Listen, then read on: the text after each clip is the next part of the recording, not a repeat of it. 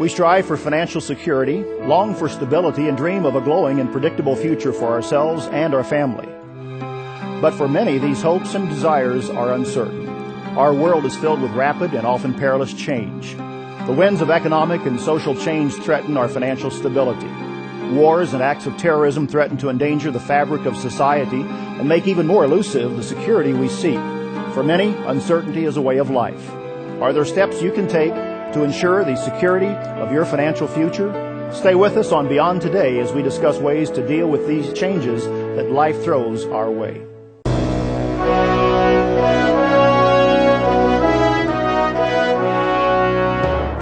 Join our host, Darris McNeely, and his guests as they help you understand your future on Beyond Today.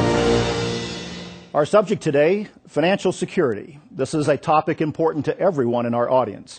We're seeing a number of economic challenges affecting people today. America has a troubling paradox. By virtually all conventional measurements, Americans have never had it so good. The economy is entering its fifth year of high growth and is close to achieving full employment. Yet Americans tell pollsters they have rarely felt so anxious about their future. Nearly 70% say they believe the country is heading in the wrong direction. According to one recent poll, a narrow majority believes their children will be worse off than they are. Gentlemen, welcome to our program today. With me in today's program are two financial experts, Britton Taylor, a certified financial planner, and Tom Kirkpatrick, a chief financial officer, as well as a certified public accountant. Glad to have you with us as we discuss this very important topic today. What are people worried about when it comes to personal well-being and their family's future, Britt? There's people do have a lot to worry about, and one thing that I see as a consistent worry among the people I talk with, it's their financial future. They're worried about finances, they're worried about their current finances, and really more importantly, they're worried about their future finances. They ask questions, will I have enough money when it comes to retirement? Will I have the ability to maintain this lifestyle that I have now when the future comes when I'm no longer working? I think they're pretty concerned about it. Tom? Well, in addition to that, Darris, a number of people, perhaps most people, have come to believe that they are not really in control of many aspects of their life, certainly including their financial and economic aspects. Mm-hmm. They view themselves more as a small cog in a big wheel, or a small component in a very large system, our economic system. And as a result of the fact that most of our Western economic systems do not give most people a lot of reason to believe that those systems are going to be able in the long run to deliver financial security, especially in the out years when people are otherwise planning on their retirement, there is great cause for concern.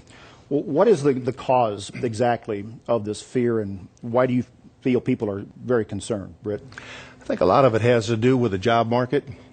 Things have changed here in the United States. I think we all see that. We see a different situation that's upon us now than any time before. We see people who are concerned with their wages. It seems that the lower middle class, the unskilled laborers really aren't progressing as they did before. And they have a kind of a dismal picture of the future, what lies in store for them. So they're not making as much as their previous generation, so they feel that their future is not that great. I think they're worried about that. I believe they don't make quite as much, and they feel that in the future that they're going to be making possibly even less. That's quite a change in our society, because we're used to every generation making more and progressing further down the road. Well, you asked about the cause for concern and sort of this uneasiness and this angst that people have. And I think certainly one of the reasons for that is that perhaps never in human history, until the last, let's say, one or two generations in the Western world, have people even dared to think in terms of, well, I'll just work a certain number of years of my life, and then I've got a magic point out there in the calendar, maybe when I turn 65 or 66 or 67, and then I'll be able to retire and not have to work. And as I say, never before in human history has that even been a realistic expectation. This generation approaching that age is now coming to doubt that that's even going to happen. And they will have to, in all likelihood, work longer than they had previously thought. And so some of what they thought the system, whether it be government or pensions or their savings, was going to deliver to them, that is, a secure future without having to worry about work anymore is disappearing in front of their very eyes. Well, I know it's an uncertain future for a lot of people, and I know that you are aware of individuals as well as I that have worked many years for large multinational corporations, icons of American industry, and after expecting at the end of 35 years of employment that they would have a very secure retirement with health care benefits all laid out for them. But people that I know have had that whole scenario turned around by events that are completely out of their control. What do you think, Britt, is behind this change, and what type of an impact is it having on the average blue-collar working person? Darius, I think that the main thing that's changed for us here in the United States is a globalization of our economy. The days when a man could be in his neighborhood and the labor pool would come from his neighborhood, his community, his town to work at a certain manufacturing place or an industry, I think those days are drawing to a close. Those companies have to shop for the cheapest labor, qualified labor, but cheap labor, and so many of those jobs are going overseas. And when people see that, that concerns them greatly. They just wonder, so many times, when will I lose my job? How about my children? Where's the job that they're going to have? And they're concerned. As they see these jobs go overseas, that probably creates another feeling of within our country of people wanting to just pull inward and take care of our own rather than as a result of situations like that. Well, Darius, to pick up where Britt started is on globalization. This is a term that has been used in recent years to describe a phenomenon of capital, especially in our capitalist Western economies, capital without any bounds going all over the world, basically at the speed of electrons, with electronic transfers of money and also real capital in search of low costs. And on paper and in theory, this may be a good thing, but the reality is it causes tremendous adjustment problems, and we're in the middle of that right now in our Western economic systems.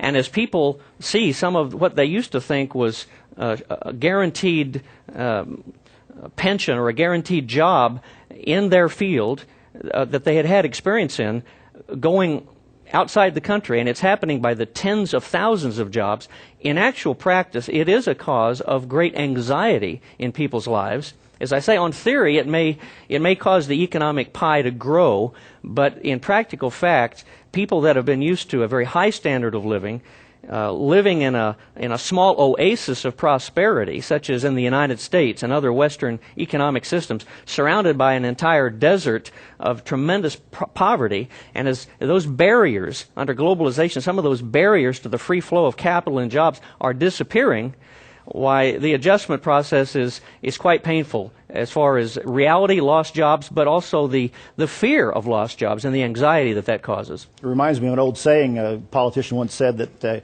a recession is when your neighbor loses his job. A depression is when you lose your job. Indeed. And so we're seeing that. Darius, I'm from Texas, and I have a friend who's a bricklayer and been a bricklayer all of his life, and we have an influx in Texas, of course, other areas as well, as laborers coming into our nation, and he's going to have to move. The wages he receives now for laying brick is so much lower than he used to that he's considering moving to the upper Midwest. So the effect is not just overseas, but even within the nation of lower wages for jobs that before were quite good paying jobs. It's right on our hometown streets. Well, our featured booklet today is a booklet entitled Managing Your Finances. We have a free copy waiting for you. You can go online at beyondtoday.tv. Now, when we return, we'll talk about more that is impacting your future and some things that you can do to help secure that future. Stay with us. With your personal finances beamed by satellites to banks all over the world, how do you stay on top of managing your money? Some people pray money will somehow fall from heaven, and others may flee from money problems with a flying leap into debt. But you can get real-world solutions to avoid the free fall into disaster by applying the rock-solid principles of financial success. They're found in your free copy of the booklet, Managing Your Finances. Call toll-free 1-888-886-8632 or go to beyondtoday.tv to learn how to budget, to solve your financial problems, and build a future of financial success. Learn to avoid all the financial black holes, traps, and bad ideas. Learn to discipline yourself in the right uses of money. Get back on solid ground by calling now toll-free 1-888-886-8632. That's 1-888-886-8632. Or go online to beyondtoday.tv for your free booklet, Managing Your Finances. And we're back to Beyond Today. During the break there, you saw a commercial or an ad for this booklet, Managing Your Finances. This is an important booklet that we would like to put into your hands. It goes through a large number of facts in regard to money management, financial planning. Even within the center here, there's a two-page worksheet that will help you to chart your income and your expenses and set up a budget, one of the basic building blocks of any financial plan. Gentlemen, the baby boomers, of which all three of us happen to fall in that category, are beginning to retire, and millions will be coming into retirement over the coming years, and the impact on the economy is going to be dramatic. Social Security, Medicare, Medicaid, I've heard will eventually take up 40% of the nation's budget within 10 years. What does that mean for the American economy, Tom? Well, Darius, as we mentioned in the first segment, things are changing, not only in the American economy, but in many of our Western developed economic systems. The days are coming to an end where the average person can expect that at some magical age, in his 60s, he will be able to retire and no longer have to work and have enough income from savings, pension, and the government or Social Security network. And we have found, even in recent months, that there is so much political divisiveness in addressing or attempting to address this mega issue that's facing all the governments of the Western societies. There is so much fractious political debate and divisiveness that the average person is coming to have very little faith that this problem is going to be resolved in a meaningful way that will answer their questions as individuals, perhaps before it's too late. So people are going to have to change their thinking as to what will be the source of their financial security in their out years. It's really becoming a political football, isn't it? It really is. Nobody really wants to address the white elephant. I think it is. The situation with Social Security, that's a real problem. It is a problem that's facing this nation. Most view it as a train wreck that's about ready to happen. The administration attempted to address that early on. It fell flat. We don't hear a discussion about that. But you know, numbers, they don't lie. We have 76 to 78 million baby boomers ready to retire. And when they retire, as the demographics show, that they will be drawing on Social Security. The people who will be working, paying into Social Security, there will be fewer of those to support those baby boomers. So the government's going to have to do something. It's going to affect people's lives. They've already raised the retirement age from 65 to 67. They will either have to continue to raise that, or they're going to have to reduce the amount of retirement income that they're paid, or they're going to have to put such a heavy taxation on the working people of that generation, it's going to impact their future. And the people facing that, the baby boomers, I hear that all the time. They're concerned Social Security isn't going to be there. Social Security, private pensions, personal savings, these have been kind of the three pillars upon which most agencies base economic security during the retirement years. And now they've added health care and work. In other words, people are going to have to continue working in some form even into their retirement years. Will more people reaching retirement age find themselves either working past 65 or supplementing their retirement with other forms of work, Tom? It's almost inevitable that that will be the norm, that people are going to have to reorient themselves to the notion of working productively beyond the age that they once thought they would. I would like to show that in one way that that's not an altogether bad thing. God did make us to be productive and to work and to take pleasure in work. And there is a nobility in work, in working hard, in striving for quality in whatever we produce, whether it's a good or a service. In fact, the Bible says one of the greatest blessings in the material realm that a person can enjoy is to take pleasure and enjoy their work. So it's not an altogether negative thing that people will, by and large, be working later into life than they once thought.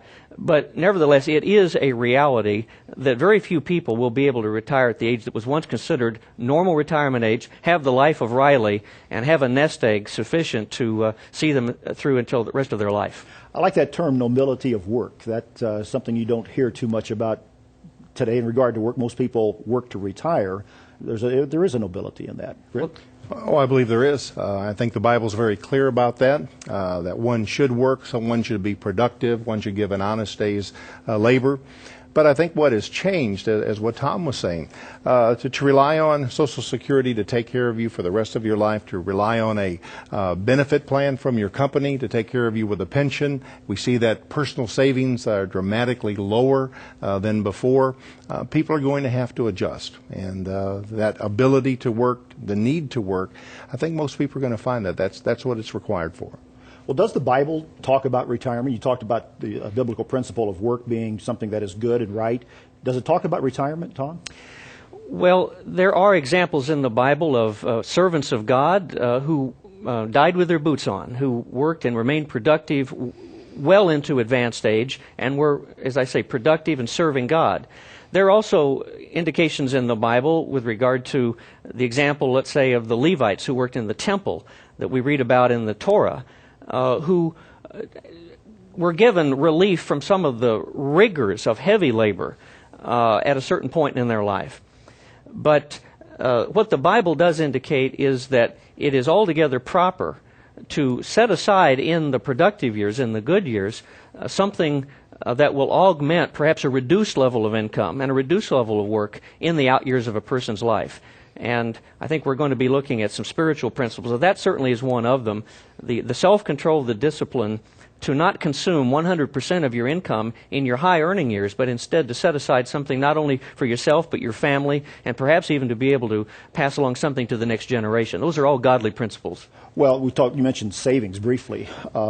Americans are known by all the studies to be probably having one of the lowest savings rates of any industrialized nation.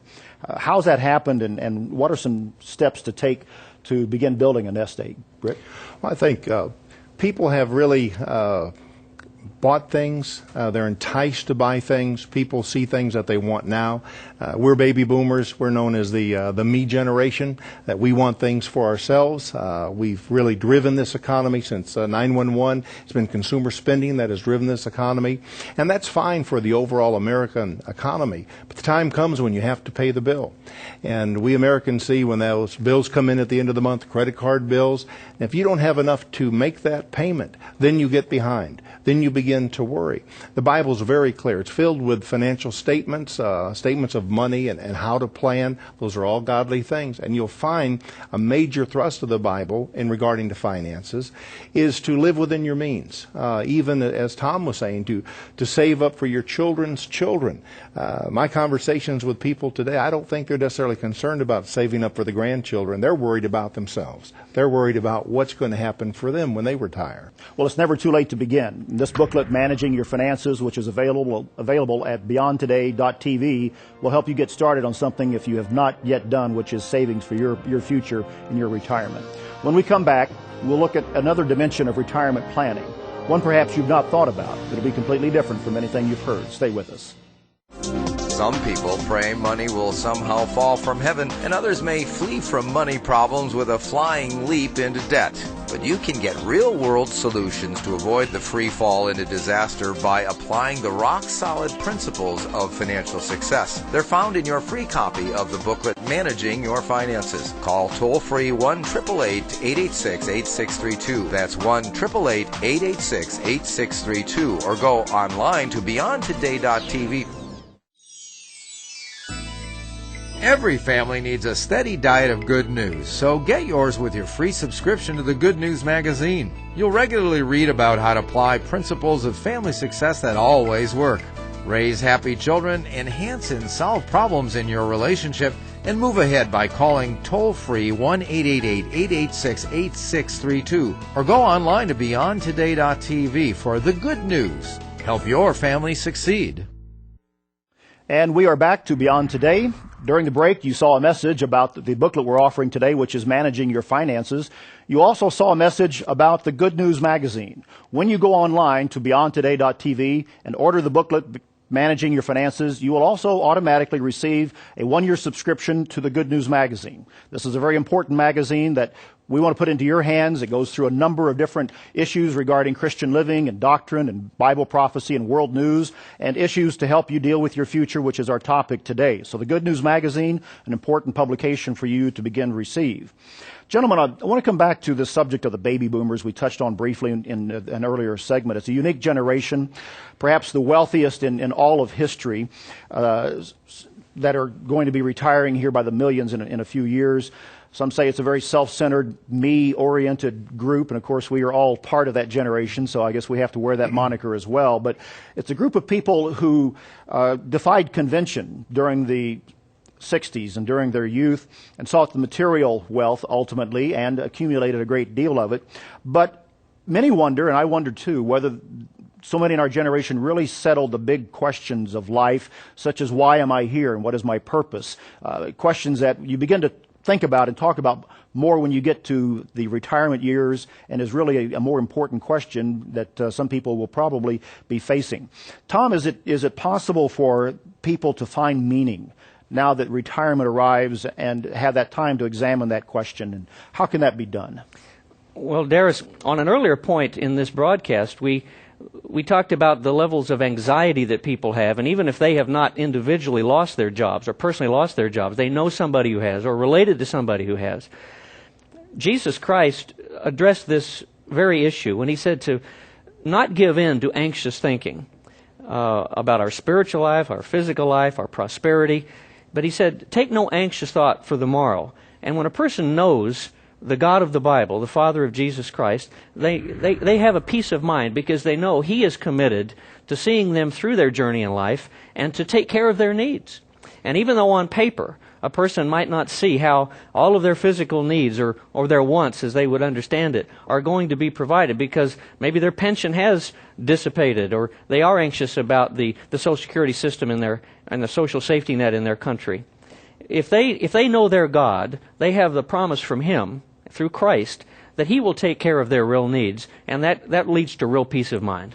So it comes down to really a matter of understanding and knowing God. Indeed. Yeah. I agree. Wisdom, it says wisdom comes with age.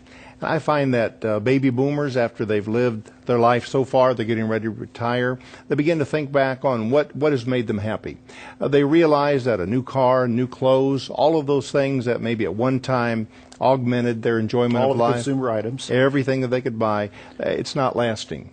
And they realize it's not lasting, so they begin to focus on, well, what things are most important.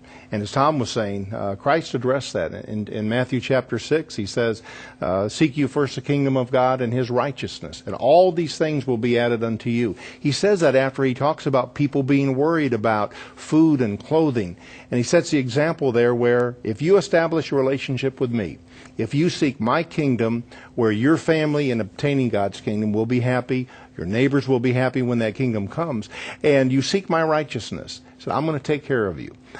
We need to plan, we need to prepare for the future, but the goal should be our relationship with God, and God will take care of all those things that will come along and change. His love for us is constant. If we establish that love with Him, He has a tie with us, a bond with us, and He'll watch over us. So it comes down to really examining the spiritual dimension, the spiritual issues of life, and doing that from the right perspective and really getting the right values in priority. For the first time, perhaps, for a lot of people, you think? I agree. That is the most important thing, and hopefully with age comes wisdom, and people view the most important things in life, and that's which lasts, is a relationship with God. I was recently reading a book that was on the bestseller list this year called The Number, a book by a man named Lee Eisenberg, but it subtitled A Completely Different Way to Think About the Rest of Your Life. And the number, and the book cover here has a little nest egg on it. The number is obviously the amount of money that a person wants at retirement to live comfortably for the rest of their life. And he went through a number of scenarios and ways by which people achieve that. But toward the end of the book, he really began to get into some spiritual teaching that when a person's retired and they have all the money that they have worked for, in other words, the number, there's still something else that they need to do. And his point was to explore some of these spiritual dimensions and begin to give back to society. What is it that a person learns from serving and giving to a higher cause, something beyond oneself? Britt? I think they learn knowingly or unknowingly. They're walking in godly ways. There's a sense of satisfaction that comes with that, where they're able to give to other people. Christ addressed that again in the book of Matthew, and he said, he was asked, what is the greatest command? What is the greatest directive for life? And he said that we should love God with our whole heart, our whole soul, and our whole mind, and love our neighbor as ourselves. And again, we are the me generation, so much focus on us. But God said, just love your neighbor as much as you love yourself. People say, well, I don't love myself that much. Well, if we get hot, we want to be cool. If we're hungry, we feed ourselves. Right. And if we have that concern for other people, the eyes are off of ourselves, and we begin to share and be concerned, how is my brother doing? And if we learn that principle from the Bible, it all settles out. And that's the way God wants us to view him, and God wants us to view our neighbor. Well, Tom, what teaching does the Bible give us to approach this time of life, these retirement years, that can help us frame a life plan? Well, again, in establishing, if it's for the first time or whether it's just augmenting what has already been there, in establishing a relationship with our God, we come to know that He loves us. He has promised to take care of our needs. If we were addressing an audience over most of what we would think is 6,000 years of human history, this would be anomalous for us to be talking about a nest egg that a person could retire with and not have to work. For most of human history, people haven't even thought in those terms. But there are certain constants in a relationship with God. And not only are there constants in His promise to provide for our true needs, but there are constants in the expectations that God has from those who will have a relationship with Him. And as a person begins to learn about God and realize that there are some laws of God, including laws that regulate financial and economic matters, one thing they will come to know is that we are to honor God with our physical wealth. There's a verse in the Bible that says, honor God with your substance and with the first fruits of your increase. Well, that introduces a very important topic and subject, but it all deals with helping to prepare for your future and planning for a secure future in ways more than just of financial means. When we come back, we'll have a final thought. Stay tuned and listen to this message. Some people pray money will somehow fall from heaven, and others may flee from money problems with a flying leap into debt. But you can get real-world solutions to avoid the free fall into disaster by applying the rock-solid principles of financial success. They're found in your free copy of the booklet, Managing Your Finances. Call toll-free 1-888-886-8632. That's 1-888-886-8632. Or go online to beyondtoday.tv. Millions of people long for reassurance that some kind of light shines at the end of the tunnel. King Solomon's observation that man is greatly troubled by ignorance of the future holds true today. Must we live in ignorance of our future? Can we discover a source for information about where this world is headed? Indeed, we can, and it tells us a great deal about what lies ahead. We can also know the cause of our uncertainty and the amazing turn of events that could change it for the better. The answers have been waiting for us all along. They're in the pages of the Bible. Stay with this program, and we will guide you along a path that will help secure your future for all eternity. Britton, Tom, thanks for being with us today. Thank you, Darius. Thank you. Remember, when you're looking to understand your future, this is the program Beyond Today. Thanks for watching.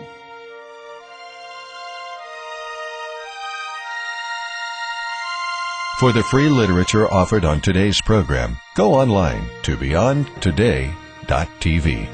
Please join us again next week on Beyond Today.